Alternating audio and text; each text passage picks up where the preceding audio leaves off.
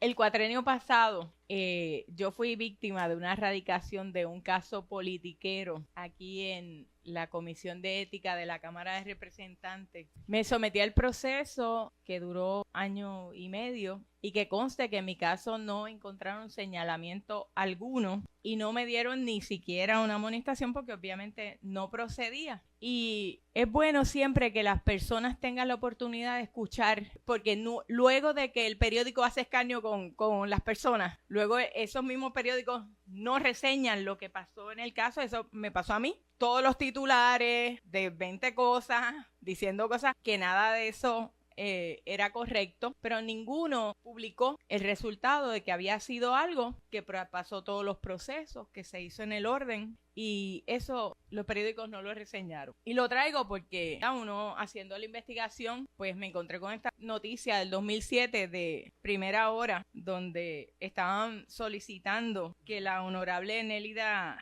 Jiménez Velázquez saliera de su puesto como jueza porque había discriminado alegadamente políticamente contra unas personas cuando trabajaba en la oficina de servicios legislativos. Y pues también, obviamente, dentro de mi investigación surgió que la honorable Olga Virriel Cardona había pasado por un proceso judicial porque al presentar la moción para renunciar a un caso, porque iba a otros puestos, pues pidió dentro de la moción de relevo que no se desestimara el caso, o sea que tuvo como una intervención indebida en el proceso. Y yo puedo entender, conforme a lo que usted dijo hoy, que nosotros como abogados, aunque salimos de los casos, queremos dejar todo, ¿verdad?, de forma tal de que se le dé esa oportunidad a la persona, de que la persona pueda seguir con su caso y no dejarlo ahí. Yo sé que eso es algo que nos nace a nosotros y pues eso pues tuvo sus repercusiones. Y, ¿verdad?,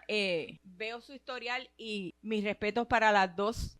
Pero me gustaría, ¿verdad?, que hacer unas preguntas para que conste en récord. ¿Qué impacto, ¿verdad?, puede tener ese historial ético en la credibilidad como parte del panel del FEI en el día de hoy? Si me permite, usted se está refiriendo a una representación que hice de un alguacil, sí, correcto, que fue trasladado creo que fue San Juan a Carolina, de castigo porque el supervisor se enamoró de la esposa. Sí, y la esposa era alguacil.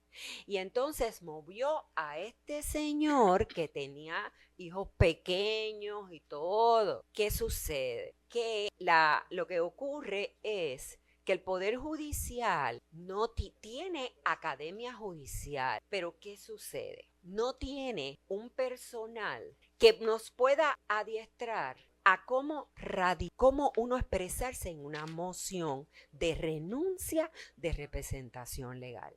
Eso fue una interpretación de la directora administrativa, que entonces tuvo una decisión justamente pegadito a esa para venirse a querellar porque yo solicité la renuncia. Y le digo, vale, pero dele el espacio para que pueda contratar otro abogado.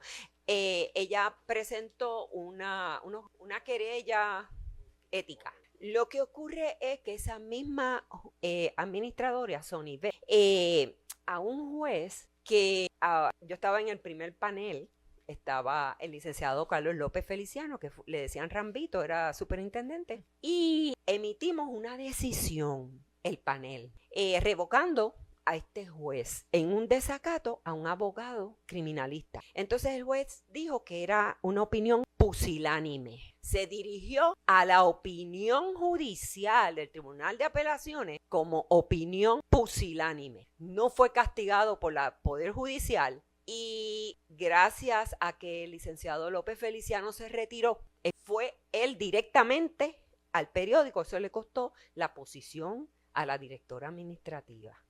Lo que le quiero decir es que esas son unas interpretaciones donde claramente se le expuso. Era un caso que yo como abogada estaba llevando contra administración de tribunales. Tribunales tenía el poder después, porque yo fui juez. Era mucho más fácil castigarme. Ahora, el otro juez que dijo que que el panel había emitido una opinión pusilánime, no.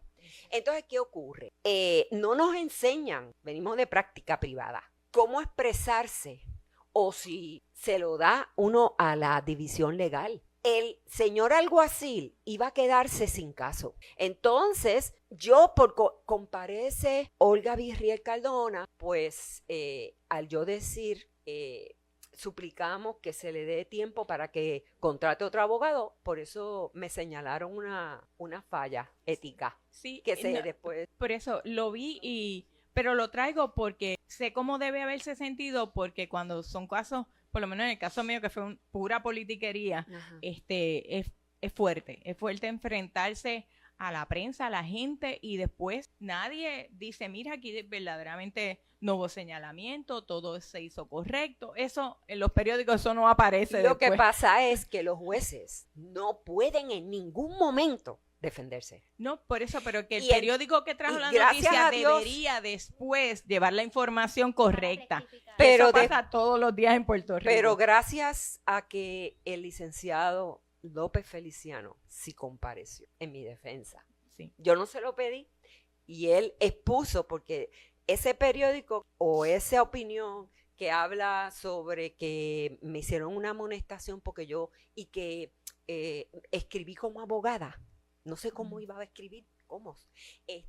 No recogió, como usted dice, perdóneme, sí recogió la expresión de López Feliciano, que fue a todos los periódicos. Y por eso es que entonces la directora administrativa de tribunales tuvo que irse. Y yo no conozco que haya un proceso de transición de abogado a juez. No. Eso no existe. O sea, los adiestramientos que se dan, pues son manejo de la sala, todas esas cosas. De forma, pero no de fondo. Sí. En mi caso particular, que usted se refiere a ese incidente, yo la comprendo, porque a diferencia, usted tuvo que sufrir calladamente, pero usted es una mujer que estaba expuesta públicamente por ocupar un cargo público de la legislatura. Yo, como era magistrado, pues tuve que callar. Yo estuve callada casi año y medio. Y me pasó lo mismo. Y usted sabe quién le puso punto final, porque estuvieron los mismos personajes que mencionó Olguita Virriel involucrado. Le puso punto final el juez presidente del Tribunal Supremo, que me envió una carta y me mantuve callada. No dije nada. Pero usted que está en una posición de tanta exposición pública, lo sufre más. Pero ese sufrimiento yo lo conozco. Sí, no, por eso lo traigo, porque sé que nadie es perfecto y pues obviamente a veces pues se juzga bien fuerte, pero no hay esa parte de enmendar ese titular que dañó la familia, que puso, eso no existe. Y mi llamado a la prensa es que lleven las versiones correctas y que si empiezan un caso, que lo terminen y que digan lo que pasó al final. A la licenciada Leida Rolón solamente, ¿verdad? Y también la hago para las tres. ¿Qué criterio usted considera más importante a la hora de evaluar un referido del Departamento de Justicia? ¿La calidad de la prueba o la gravedad del cargo? La calidad de la prueba, porque es que la prueba es la que hace el cargo. La prueba es la que me trae los elementos esenciales del delito o los delitos que estén involucrados. Así que la calidad de la prueba, la que demuestre esa comisión de ese delito, sea grave o sea menos grave por depravación moral, que ese también es parte de la jurisdicción, ¿verdad? Si vamos a darle prioridad a uno, es la calidad de la prueba. Y lo traigo por las preguntas que hizo el compañero Ferrer, que por lo regular el cargo es bien grave y la gente quiere que se radique, pero si no hay una calidad en la prueba, definitivamente ese cargo no procede. Y cualquiera de los que estamos aquí pudiéramos enfrentar algún tipo de cargo en cualquier momento, pero si no hay la prueba para llevar un caso, definitivamente, por peor que sea el caso, y hemos sabido de casos terribles de muertes, de agresiones a niños, pero si no hay la calidad de la prueba, desafortunadamente no se puede llevar un caso. No sé si ustedes tienen alguna opinión al respecto. Sí, yo le digo, me refiero, y es en cuanto a lo que tengo más cerca, he tenido más cerca, lo que se trata de casos de seres vivos vulnerables, como por ejemplo cuando yo era juez municipal en San Juan, que no había la ley 54.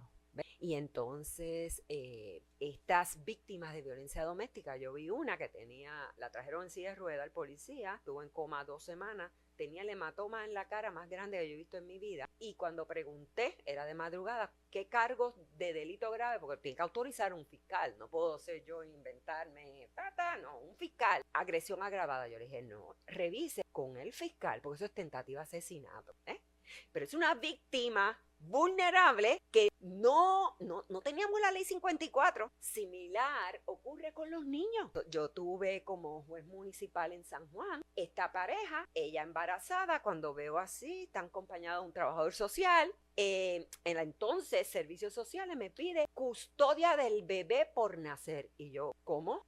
Papá había cogido la nena de 2 años por las piernas, porque estaba llorando y él no lo soportaba, la cogió con las piernas, la restrelló contra la pared del concreto, la dejó ciega. La nena no podía ir a la policía. Mire, yo quiero acusar a mi papá. No, son seres vivos vulnerables. Claro. Similar a los animales, maltrato animal. O sea, esas cosas se dan.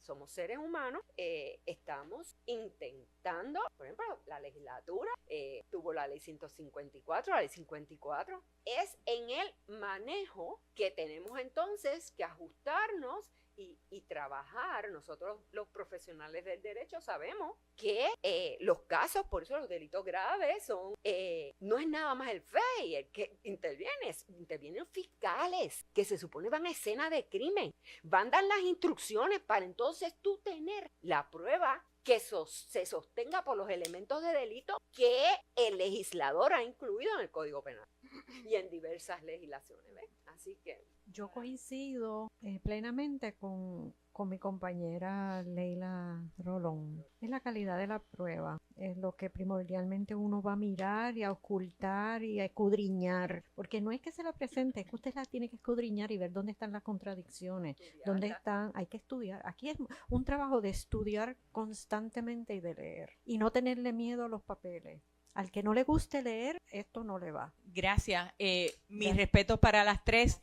Gracias, señor presidente.